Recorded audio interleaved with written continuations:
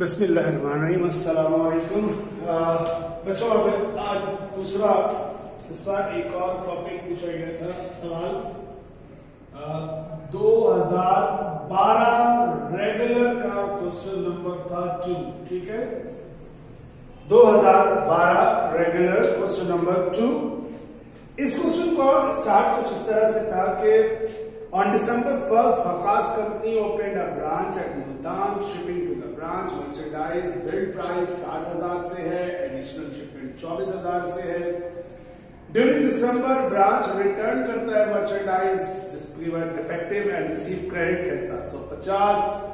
On the return at the end of the month, branch record its inventory at 18,500 as follows। फिर breakup दिया हुआ है कि 2,000 acquired from outside और 16,500 head office से आई है। टोटल 18,500 है। ब्रांच का लॉस है और head office has followed the practice of billing branch 25% above cost. यहां तक अगर तुम देखोगे तो क्वेश्चन में कोई नई बात नहीं है, सेम बात है कि शिपमेंट होती है, शिपमेंट होने के बाद रिटर्न है, तो एक और शिपमेंट होती है, फिर रिटर्न होता है, एंडिंग इन्वेंटरी बचती है और तमाम काम वही है जो हम करते हैं। जो प्रॉब्लम इस सवाल में आती है, जब उन्होंने लास्ट रिक्वायर्ड शिपमेंट जो 3 लाइनें हैं जिसमें 2.5 लाइनें बल्कि कहना चाहिए, further the head office have recorded branch merchandise shipment and return its regular sales and sales return account at this bill price. यहां पे ये वाली जो 2.5 लाइन है, 2.5 लाइन्स, ये लाइन्स जो है ना इस क्वेश्चन को थोड़ा सा आपके समझने के लिए थोड़ा सा मुश्किल कर देती है। बहरहाल अगर मैं इस सवाल को शुरू करूं तो पहले मैं ये कहूंगा कि तुम एक काम ये करो कि बिल्कुल इसको नॉर्मल अंदाज में शुरू करो ताकि समझा भी सकूं और समझ भी सकूं तुम क्या है। यानी ये वाली 2.5 लाइन जो लास्ट में रिक्वायर्ड शिपमेंट लिखी है, आप इसको टोटली इग्नोर करिए। और रिक्वायर्ड अगर आप देखें तो उन्होंने कहा यही है ना कि give the entries, journal entries that are necessary on the books of head office at the end of the month to record branch operation and make necessary entry to adjust profit from allowances for. यानी इसमें कोई उन्होंने नई बात नहीं की कि over valuation को एडजस्ट करें, एंट्री बनाएं। अगर मैं नॉर्मल तरीके से इस सवाल को सॉल्व करता हूं और एंट्री बनाने जाता हूं तो चूंकि उसने मुझसे कहा है कि हेड ऑफिस की बुक्स में एंट्री बनाए, तो मैं इसको यूं सॉल्व करते हुए हेड ऑफिस की बुक लिखा, सेकेंड लाइन में जर्नल एंट्रीज, और जब जर्नल एंट्रीज के ऊपर काम करना शुरू किया तो सादा सी बात है कि अब हम एंट्रीज अगर बनाते हैं हेड ऑफिस की तो सिंपली जिस तरह नॉर्मल एंट्री बनती है ब्रांच की शिपमेंट की, और वो एंट्री हमारी होती थी हेड ऑफिस से ब्रांच को जब शिपमेंट करते थे तो हेड ऑफिस अपने पास डेबिट करेगा पहली एंट्री में ब्रांच डेबिट और merchandise inventory credit, allowances for over valuation credit, और ये 60,000 की पहली शिपमेंट है तो ब्रांच के सामने 60,000, और चूंकि हमें मालूम है कि ओवर वैल्यूएशन का जो प्राइस रखा हुआ था वो उन्होंने रखा था 25%। तो आप साथ में ही छोटा सा जब भी ये काम किया करें तो आदत बना लेंगे, आप एक कंपटीशन कर दिया करें, साथ ही साथ क्या कंपटीशन फॉर ओवर वैल्यूएशन के नाम से, ताकि आप ओवर वैल्यूएशन साथ साथ कैलकुलेट करते चले। ओवर वैल्यूएशन का रेट इस सवाल में है 25% अबव कॉस्ट, का मतलब आपको पता है 25 ओवर 125 बनता है। शिपमेंट नंबर 1 आपके पास मौजूद है, शिपमेंट नंबर 1 है 60,000 की अगर आप लेते हैं 25 ओवर 125 तो इसकी जो वैल्यू बनती है मेरे पास, मैंने थोड़ा सा कैलकुलेट करके रखा था, शायद ओवर वैल्यूएशन बनता है इसका 12,000। तो अगर हम यहाँ इन्वेंट्री 12,000 लिखते हैं तो इन्वेंट्री की वैल्यू 48,000 है, सॉरी ओवर वैल्यूएशन 12,000 लिखते हैं तो इन्वेंट्री की वैल्यू 48,000 बनती है। तो सेकेंड एंट्री बनेगी बाकी अगेंस्ट शिपमेंट की branch debit, merchandise inventory credit, allowances for over valuation credit, और इसमें अब आपसे पूछा गया था 24,000, तो 24,000 को अगर हम सॉल्व करेंगे तो बनता है 4,800 है। प्लीज मैं चेक कर लूंगा, मैंने पहले से थोड़ा सा कैलकुलेट किया था 25 ओवर 125 तो 4,800 बनता है। ठीक है, 800 ही बनता है, 19,200, तो ये 24,000 से, ये 19,200 से, ये 4,800 से थर्ड एंट्री के अंदर रिटर्न है ब्रांच की तरफ से, तो allowances for over valuation, merchandise, inventory और ब्रांच। ये परेशान मत होइए, आप एक लाइन उन्होंने लिखी थी, calculated during the December branch return merchandise that was defective and receive credit. तो ये लाइन कोई अच्छी बात नहीं है कि ब्रांच ने वापस किया और रिसीव क्रेडिट। तो देखो ब्रांच ने रिसीव क्या किया, क्रेडिट रिसीव किया, तो यहाँ पे क्रेडिट ही हुआ ब्रांच। और ये है जनाब 750, और आई बिलीव कि 750 में 150 रुपए का ओवर वैल्यूएशन है। 750 into 25 over 125 सॉल्व करते हैं तो 150 का ओवर वैल्यूएशन, तो 150, 600 और 750। अब चौथी एंट्री इसके बाद, क्योंकि सारी शिपमेंट से रिलेटेड यही थी, अब है ब्रांच का लॉस और ब्रांच की एंडिंग इन्वेंट्री। मैं बार बार कह रहा हूं कि लॉस अगर है तो लॉस की री एंट्री बनेगी क्या, expense and revenue summary debit, और चूंकि ब्रांच का लॉस है तो ब्रांच क्रेडिट। कितने अमाउंट से, 3600 से। और उसके बाद पांचवी एंट्री ब्रांच की एंडिंग इन्वेंट्री हो और हेड ऑफिस है तो हमारी एंट्री ये वाली है, कौन सी, allowances for over valuation debit, expense and revenue summary credit, ये एंट्री। और इसके लिए लाजमी सी बात है आपको कंपटीशन करनी पड़ेगी प्रॉफिट फ्रॉम ओवर वैल्यूएशन की, लेकिन इसी में चौथी एक ओवर वैल्यूएशन निकाल ले। याद रहे कि ये शिपमेंट नंबर 1 था, ये शिपमेंट नंबर 2 था, ये रिटर्न था, और ये हम एंडिंग इन्वेंट्री की ओवर वैल्यूएशन निकाल रहे हैं। एंडिंग इन्वेंट्री वैसे तो 18,000 है, लेकिन आप अच्छी तरह जानते हो कि सब पे नहीं निकलता, जो हेड ऑफिस से आई है उस पे निकलता है। तो 16,000 का 25 और 125 सॉल्व करेंगे तो कितना बन रहा था, शायद 3,300 बन रहा था, तो 3,300 ये आ गया। और इसी के साथ हम आप एक कंपटीशन शो कर दें, competition for profit from over valuation. तो ये आपके पास इसका प्रॉफिट निकालने के लिए बहुत सादा से आपकी एंट्रीज हैं, कंपटीशन है कि आप पहले शिपमेंट नंबर 1 का ओवर वैल्यूएशन, शिपमेंट नंबर 2 का ओवर वैल्यूएशन 12,000, 4,800, और माइनस कर दीजिए जनाब अली रिटर्न का ओवर वैल्यूएशन, ठीक है ना, रिटर्न का ओवर वैल्यूएशन था 150 आपके पास आ गया। टोटल ओवर वैल्यूएशन से लेस कर दीजिए एंडिंग इन्वेंट्री का ओवर वैल्यूएशन जो कि था 3,300। और मैं जरा सा एक दफा कंफर्म कर लेता हूं रिकैलकुलेशन करके कि कोई इसमें रह ना जाए, कोई चीज आगे पीछे ना हो जाए। तो पहले 60,000 का मैं लेता हूं 25 ओवर 125, 25 डिवाइडेड बाई 125, ये बिल्कुल सही है 12,000। 24,000 का मैंने लिया 25 ओवर 125, तो ये भी आ गया जनाब मेरे पास, आ गया भाई 4,800। 750 का 25 ओवर 125, 150।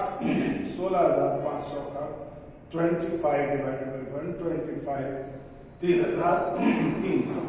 टोटल करते 12,000 प्लस 4,800, माइनस कर देते हैं इसमें से 150, तो टोटल है 16,650।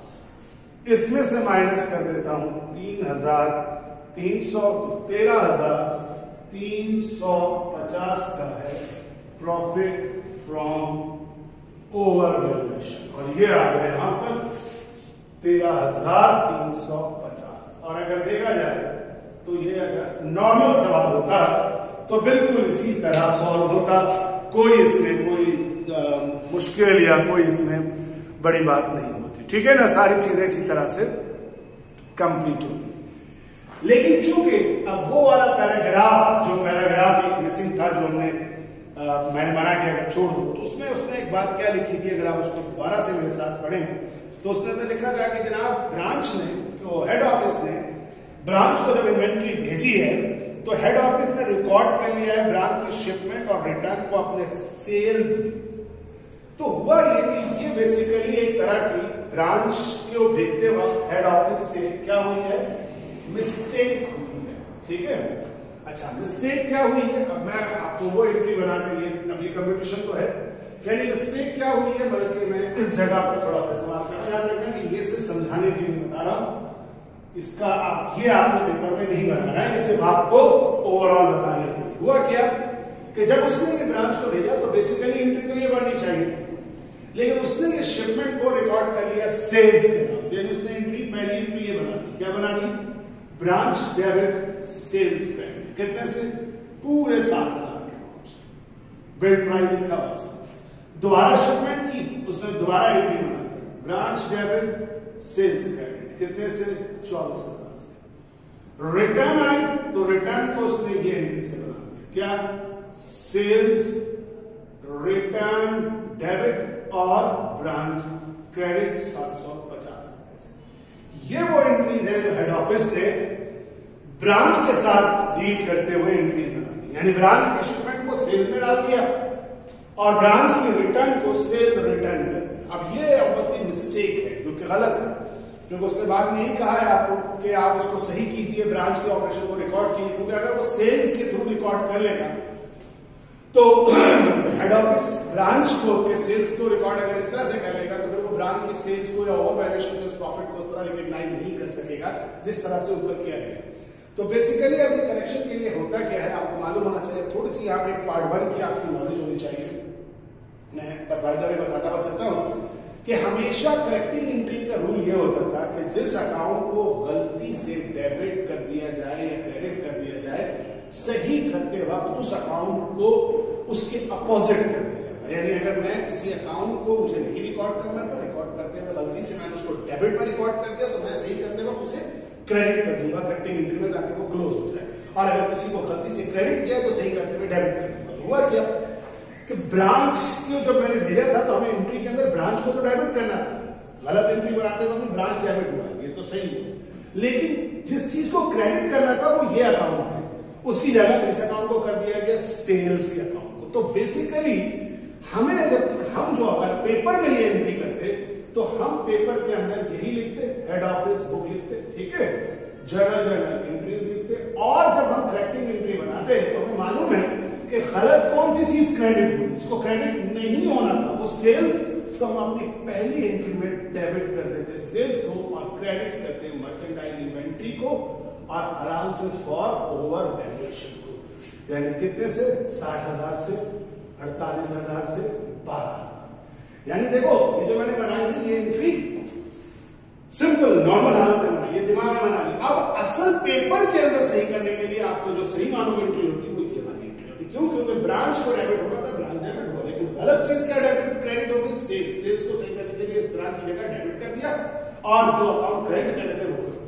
इसी तरह दूसरी शिपमेंट की एंट्री क्या होनी चाहिए, उसमें भी सेल्स डेबिट करते, फिर उसमें यही गलती की है, मर्चेंडाइज इन्वेंट्री और अलाउंसेस फॉर ओवर वैल्यूएशन, कितने से, 24,000 से 19,200 से और 4,800 से। इसी तरह से रिटर्न के लिए हमें क्या करना था, ब्रांच को क्रेडिट करना था और ये दो अकाउंट डेबिट करने थे, जबकि हमने क्या डेबिट कर दिया, sales return announce.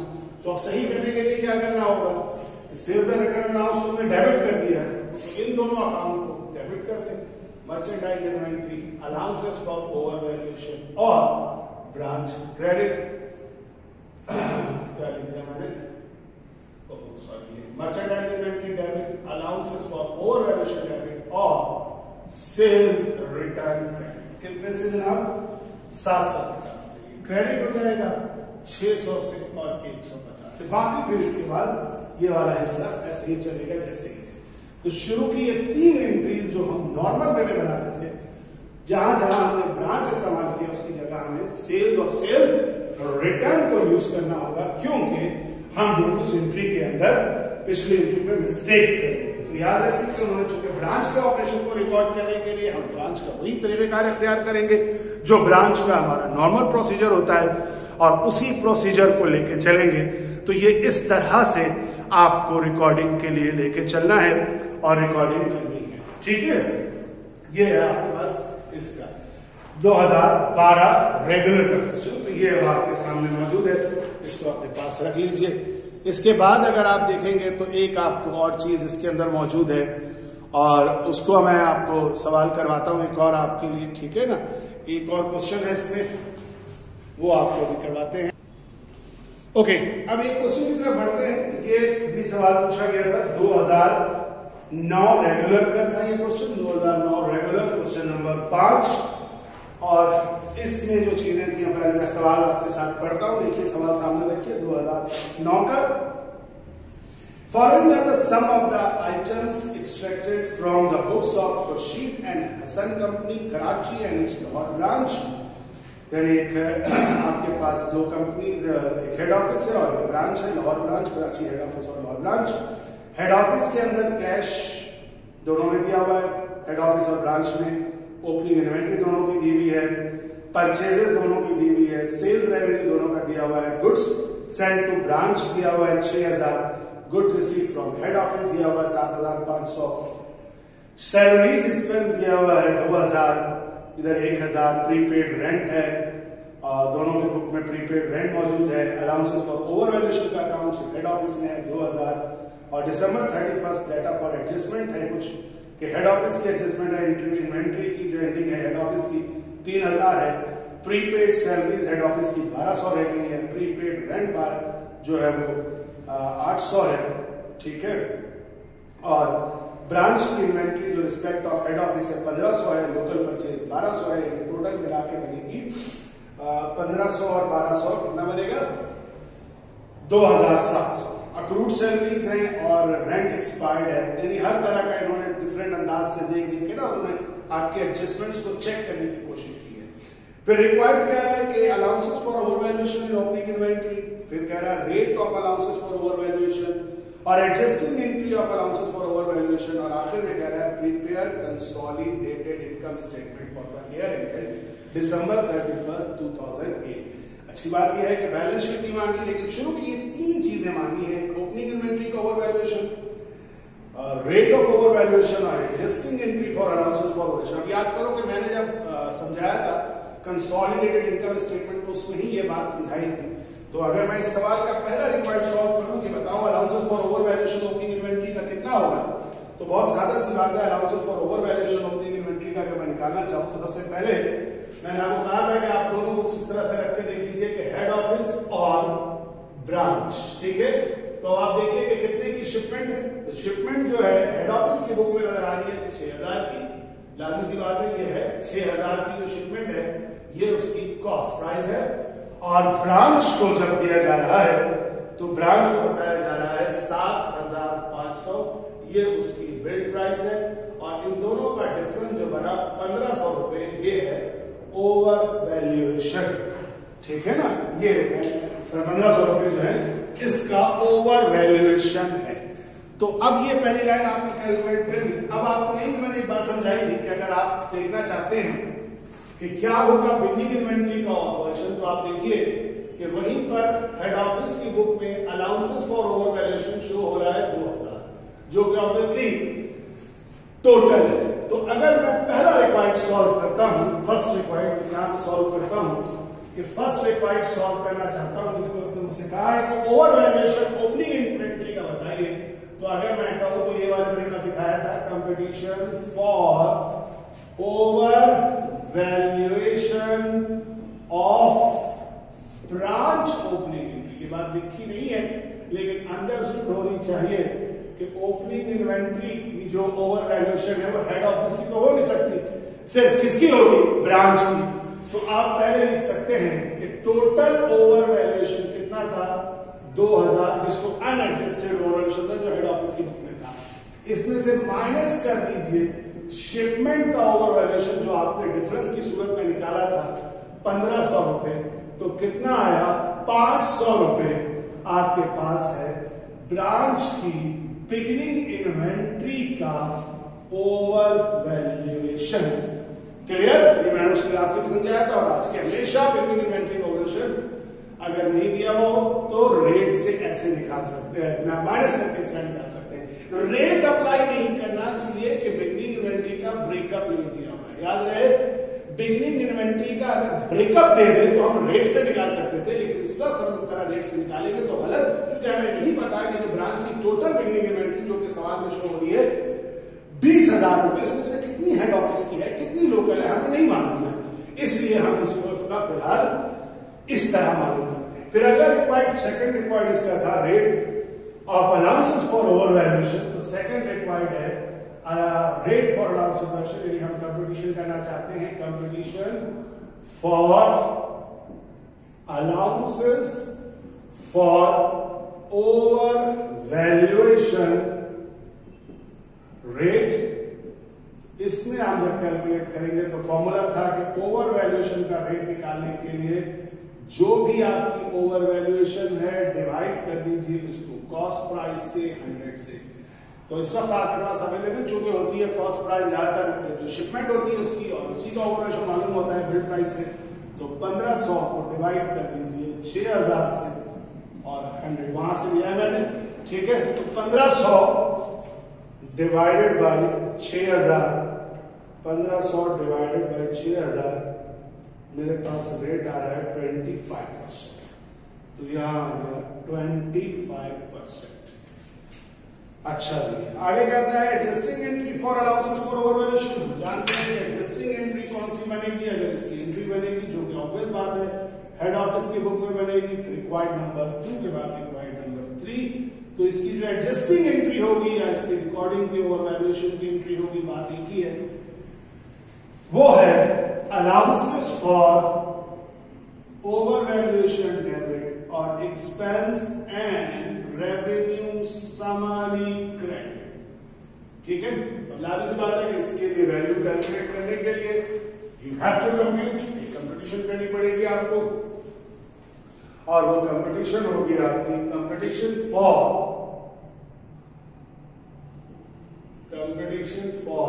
Profit from over valuation.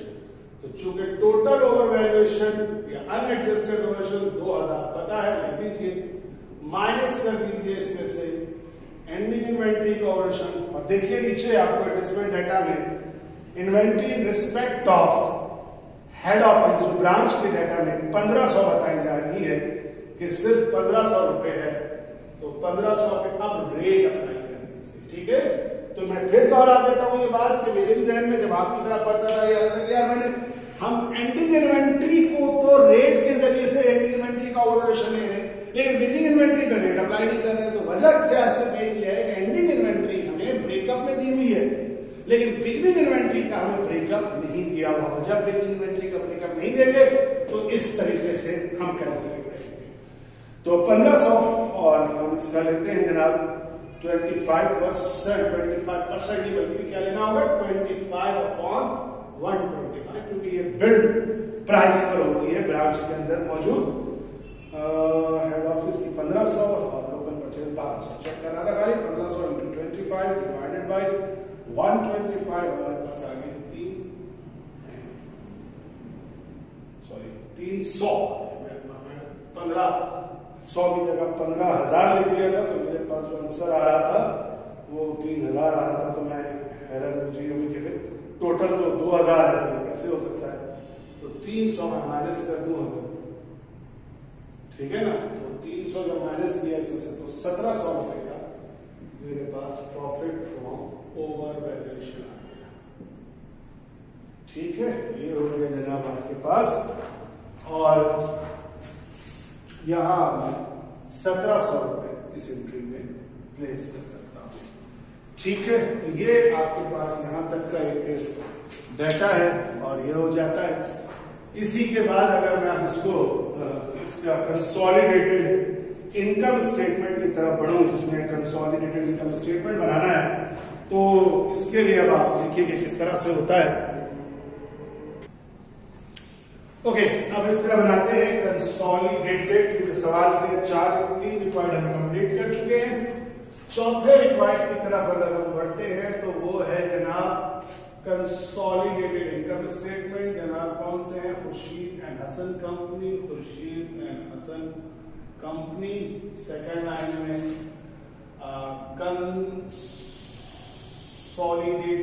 Consolidated income statement, consolidated income statement for the year ended तारीख को है दिसंबर 31, 2008। आपने प्लेस कर दिया जनाब यहां तक कि आपके पास कंप्लीट हो गया। नाउ सबसे पहली चीज रेवेन्यू सेल्स। सेल्स को अगर हम देखते हैं तो ब्रांच की सेल्स है 32,100, हेड ऑफिस की सेल है 32,100 और ब्रांच की सेल है 30,000, यानी ये हेड ऑफिस और ये ब्रांच, तो टोटल मिला के हो गया 60। थोड़ा सा आगे करके लिखता हूं ताकि ज्यादा जगह रहे मेरे पास कैलकुलेशन के लिए। 62,100 साथ साथ कैलकुलेशन कर रहा हूं, ठीक है। माइनस करेंगे cost of goods sold. Cost of goods sold निकालने के लिए सबसे पहले आएगी बिगनिंग इन्वेंट्री। याद रहे बिगनिंग इन्वेंट्री और एंडिंग इन्वेंट्री में ही थोड़ा सा मसला है, क्योंकि हेड ऑफिस की बिगनिंग इन्वेंट्री तो कॉस्ट प्राइस पर है जो कि है इस वक्त 15,000। ब्रांच की बिगनिंग इन्वेंट्री है बिल्ड प्राइस पे जो कि थी कितनी 20,000, लेकिन हम निकाल चुके हैं कि ब्रांच की बिगनिंग इन्वेंट्री का ओवर वैल्यूएशन कितना है 500। यानी याद रहे कि अगर हम ब्रांच की बिगनिंग इन्वेंट्री बिल्ड प्राइस पे कहते हैं तो वो है 20,000। इसमें से अगर हम माइनस कर दें ब्रांच की बिगनिंग इन्वेंट्री का ओवर वैल्यूएशन जो कि हम 500 रुपए वहां कैलकुलेट कर चुके हैं, तो ब्रांच की बिगनिंग इन्वेंट्री कॉस्ट प्राइस में बन जाएगी। बिगनिंग इन्वेंट्री ब्रांच की बिगनिंग इन्वेंट्री कॉस्ट प्राइस में बन जाएगी 19,500, तो यहाँ 19,500 डायरेक्ट प्लस हो जाएगा और इन दोनों का जो टोटल बनेगा वो बनेगा कितना 34,500, 34,500 प्लस कर दिया जाएगा इसमें किसको परचेजेस को। परचेजेस 18 और 6,000, हेड ऑफिस की 18,000, ब्रांच की 6,000, टोटल मिला के 24,000। इन दोनों को प्लस कीजिए, आ जाएगा इन्वेंट्री या goods available for sales. Available for sales total बनेगा 58,500, जिसमें से माइनस कर देंगे ending inventory. Ending inventory head office की एंडिंग इन्वेंट्री है 3,000, ब्रांच की एंडिंग इन्वेंट्री को कैलकुलेट करना है। ब्रांच की एंडिंग इन्वेंट्री के दो हिस्से हैं, एक वो जो लोकल परचेज है और एक वो जो हेड ऑफिस से आई। लोकल परचेज को तो तुम चाहो तो डायरेक्ट यहां लिख दो कि ब्रांच की जो लोकल परचेज है वो तो कॉस्ट प्राइस पर है, वो 1,200 है। तो ब्रांच की एंडिंग इन्वेंट्री जो बिल्ड प्राइस पर है वो है सिर्फ कौन सी, जो हेड ऑफिस से आई है, और वो है 1,500। और थोड़ी देर पहले हमने ओवर वैल्यूएशन निकाला था 1,500 है, हाँ 1,500 है, ठीक है। तो हमने ओवर वैल्यूएशन निकाला था, वो एंडिंग इन्वेंट्री का था 300। इसमें से ब्रांच की एंडिंग इन्वेंट्री का ओवर वैल्यूएशन माइनस करते हैं अगर 300, तो ब्रांच की एंडिंग इन्वेंट्री जो कॉस्ट प्राइस पर जो आती है, जो हेड ऑफिस से आई थी, उसकी वैल्यू बनती है 1,200। अगेन कंफ्यूज नहीं होना, ये 1,200 ब्रांच की लोकल परचेज है और ये 1,200 वो है जो एंडिंग इन्वेंट्री है जो हेड ऑफिस से आई थी एंडिंग इन्वेंट्री। 2400 और 3,000 को अगर मिला लिया जाए तो 2400 और 3,000 5,400। 5,400 को माइनस कीजिए, कॉस्ट ऑफ गुड्स सोल्ड आ जाएगा। कितना आ रहा है भाई मेरे पास, अब देख लेना कैलकुलेशन को थोड़ा सा भाई, अगर हो तो इग्नोर करके समझ के कर लेना। कॉस्ट ऑफ गुड्स सोल्ड शायद बन रहा है 53,100, ठीक है। 62,100 से ये माइनस करेंगे तो ग्रॉस प्रॉफिट आ जाएगा। ग्रॉस प्रॉफिट बन जाता है इस वक्त शायद 9,000। इस 9,000 से माइनस करेंगे ऑपरेटिंग एक्सपेंसेस। देखो अब यहां ध्यान में रखना है कि जब भी ऑपरेटिंग एक्सपेंसेस का जिक्र आ रहा है तो बेसिकली ऑपरेटिंग एक्सपेंसेस से मुराद वो तमाम एक्सपेंसेस है जो एक्सपेंसेस हेड ऑफिस और ब्रांच के प्लस होंगे, लेकिन वही आएंगे जो एक्सपेंस है। अब इसमें यहां पर सबसे पहला एक्सपेंस जो आना चाहिए वो आना चाहिए सैलरीज एक्सपेंस। अब अगर ऐसे देखा जाए तो मैं सैलरीज एक्सपेंस दोनों का टोटल कर दूं तो हेड ऑफिस का 2000 है जिसमें प्लस हो जाएगा 1000 ब्रांच, हेड ऑफिस का ब्रांच। लेकिन नीचे जब मैं पढ़ता हूं तो हेड ऑफिस की सैलरी प्रीपेड है 1200, मुझे मालूम है प्रीपेड 1200 इसमें से माइनस हो जाएगी, और ब्रांच की सैलरी 1500 अक्रूड है, अक्रूड इसमें प्लस हो जाएगी, पेएबल है, लायबिलिटी है। तो मेरे पास सैलरीज एक्सपेंस का टोटल शायद बनता है 3300, ठीक है ना, इन दोनों का बना कितना 3300, बिल्कुल सही है 3300। उसके बाद रेंट के बारे में था, तो उन्होंने अब पता है रेंट प्रीपेड अगर है तो हम यहाँ पे कौन सा रेंट आएगा, हमारे साथ तो रेंट वो आएगा जो रेंट एक्सपायर्ड हो चुका है, वो खत्म आता है। अब आप खुद देखिए कि प्रीपेड रेंट को उसने कुछ यूं किया कि हेड ऑफिस, गौर से सुनना जरा सा, हेड ऑफिस का प्रीपेड रेंट था 1200 और नीचे बाद में प्रीपेड रेंट हेड ऑफिस का रह गया 800। तो प्रीपेड रेंट पहले हेड ऑफिस ने रिकॉर्ड किया हुआ था 1200, अब एंड में रह गया 800, तो यहां एक्सपायर्ड रेंट कितना है 600, 1200 माइनस 800, 600 निकाल कितना 400, प्रीपेड रेंट 400, ठीक है ना, ठीक है 400। अच्छा, अब ब्रांच में कितना प्रीपेड था 800, लेकिन ब्रांच का वो खुद ही बता दे रहे हैं कि ब्रांच का रेंट एक्सपायर्ड हुआ 200, तो इसमें माइनस नहीं करना, मैंने हेड ऑफिस के लिए माइनस किया है। क्यों? क्योंकि हेड ऑफिस का और ब्रांच का दोनों का शुरू में तो प्रीपेड बता रहा है, लेकिन हेड ऑफिस का आखिर में भी प्रीपेड बता रहा है, तो प्रीपेड माइनस होकर एक्सपायर्ड निकला। लेकिन ब्रांच का मुझे माइनस नहीं, क्योंकि ब्रांच का उसने मुझे एक्सपायर्ड बताया है, तो मैं डाटा ले लिया। तो कितना हो गया 600। तो अब अगर और तो कोई आइटम नहीं है ना, प्रीपेड रेंट सैलरीज खत्म हो गया मेरे ख्याल में, तो कोई और डाटा है नहीं इसके अंदर। तो इन दोनों को अगर मैं प्लस कर दूं तो 3900 का टोटल ऑपरेटिंग एक्सपेंस आता है, 3900 टोटल ऑपरेटिंग एक्सपेंस। तो टोटल ऑपरेटिंग एक्सपेंसेस को माइनस कर दीजिए 9000 से, तो मेरे ख्याल में शायद 5100 का कंसोलिडेटेड प्रॉफिट आ जाता है, कंसोलिडेटेड प्रॉफिट, ठीक है। अब अगर आप चेक करना चाहें तो अब आप चेक करने का तरीका यही है कि आप थोड़ा खुद से बैठिए, दोबारा से कैलकुलेट कीजिए और निकालिए कि ब्रांच का प्रॉफिट कितना है, हेड ऑफिस का प्रॉफिट कितना है। तो अब यहां पर अब आप ये देख सकते हो कि 5100 कंसोलिडेटेड है पास। अब अगर किसी को शौक होता है कि यार मैं कैसे कंफर्म करूं कि ये कंसोलिडेटेड प्रॉफिट सही निकला है या गलत निकला है, तो भाई उसके लिए और कोई तरीका नहीं है कि आप बना लेंगे सब। तो मैं अपना बना के दिखा देता हूँ, ये आई होप कि आपने नोट कर लिया होगा, इसको मैं साफ करता हूँ। देखिए अगर मैं बिल्कुल ऐसे ही, क्योंकि मैं भी आपकी तरह समझिए पेपर में बैठा हूँ और मैं चेक करना चाह रहा हूँ गलत तो नहीं कर दिया, तो मैं सिंपली हेड ऑफिस का और ब्रांच का एक प्रॉफिट और लॉस बना रहा हूँ, रफ बना रहा हूँ, कुछ लिखूंगा नहीं। ये सेल्स की तरह बढ़ता हूँ, मैं सेल लिखूंगा नहीं, सिर्फ 32,100 इसकी सेल्स, 30,000 इसकी सेल्स। मुझे याद है कि यार 32,000 की मुझे लाइन लगा, इसके बाद मुझे निकालना होता था cost of goods sold. Cost of goods sold में मुझे लिखना है ओपनिंग इन्वेंट्री, इसकी 15,000, इसकी 18,000, दोनों प्लस होंगी। प्लस होने के बाद आएगा 33,000। इस 33,000 से मैं दो चीजें लेस करूंगा। हेड ऑफिस में याद है ना कि एंडिंग लेस होगी, जो कि एंडिंग 3,000 है, और लेस होगी जो शिपमेंट टू ब्रांच था, ये दोनों लेस होगी। तो कॉस्ट ऑफ गुड्स सोल्ड की वैल्यू आ जाएगी मेरा ख्याल है 33 माइनस 3, 30, 6, 24,000। ये 24,000 आ गया। Cost of goods sold sales थी 32,000, 32,100 से 24,100 माइनस किया 8,100 का ग्रॉस प्रॉफिट। 8,100 के ग्रॉस प्रॉफिट से मैं सैलरीज एक्सपेंस माइनस करूंगा। ब्रांच की हेड ऑफिस की सैलरी 2,000 थी, जिसमें से प्रीपेड 1,200 थी, 800 सैलरीज एक्सपेंस है, और 1,200 और 800 का डिफरेंस बनता है प्रीपेड का 400 रुपए।